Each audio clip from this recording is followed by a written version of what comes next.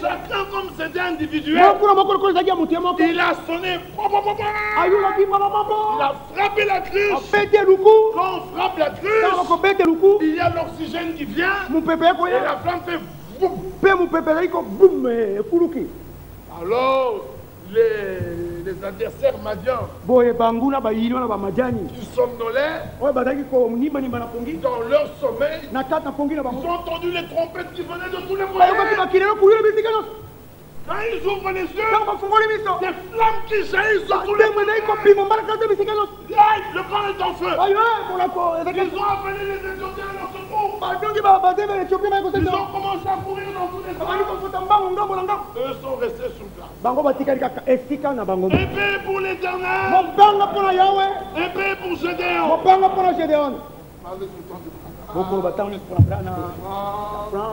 Est-ce que vous pouvez prêcher sans citer Moïse? Vous pouvez prêcher sans citer Noé? Du début à la fin. On n'entend aucun nom d'un homme de Dieu. Arrivé dans le désert, Dieu lui dit de bâtir un tabernacle. Mais lui qui... Non, frère, c'est pas important. Alors quand il était monté sur la montagne, Dieu lui dit, c'est pas important. Tu as bien dit que Dieu lui a dit. Alors étant monté, il a amené des captifs. Et Jésus leur a dit, allez, baptisez. Eux. Mais ceux qui étaient là, qui étaient-ils?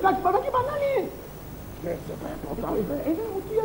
Alors ce jour-là, quand ils passaient devant la porte appelée la Belle, ils ont vu le paralytique.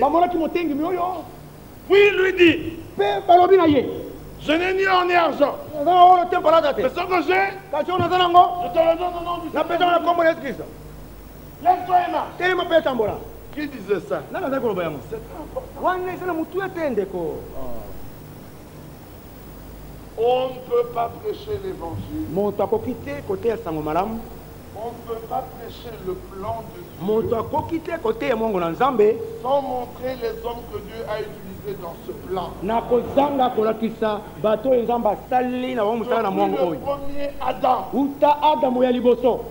puis Caïn, Seth, Enoch, Noé, Sem, Abraham, Isaac, Jacob, Ruben, Judas. On ne peut pas prêcher sans les citer. Ces hommes-là dont nous parlons, ils sont comme vous. C'est-à-dire une partie de la parole de Dieu. C'est-à-dire, si on les retranche,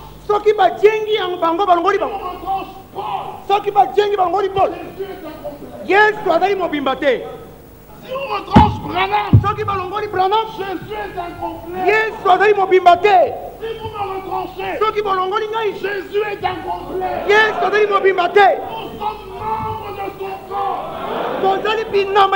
Ce doigt est membre de mon corps.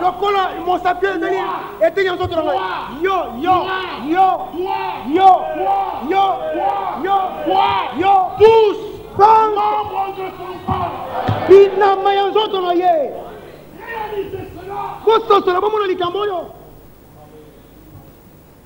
Alors pour du témoignage à rendre de moi Paul, homme du Seigneur, et de moi Paul son serviteur. Alors ils ont crié épée pour l'Éternel, épée pour Gédéon. Chacun est resté.